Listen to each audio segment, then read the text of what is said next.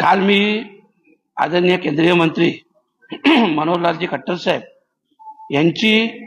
भिवंडी लोकसभा क्षेत्रातील भिवंडी शहर व ग्रामीण भागात वीज वितरण काम करत असलेल्या टोरंटो कंपनीविषयी भेट घेतली आणि टोरंटो कंपनीविषयी ज्या काही लोकांच्या तक्रारी आहेत, कारण साधारणतः 2007 पासून जानेवारी टोरंटो ही भिवंडीत आली, त्यानंतर आता जवळजवळ 18 वर्ष झाली आणि या 18 वर्षाच्या कालावधीमध्ये आपण पाहिलं असेल तर सगळ्यात मोठे मोठे मोर्चे हे टोरंटो कंपनीच्या विरोधात निघाले। MSCBचं बिल आणि टोरंटोचं बिल हे खूप जमीन आसमानचा फरक आहे। बरं, लोकांच्या घरात घुसून त्यांना फाईन केली जाते, मनमानी केली जाते, त्यांच्या विरोधात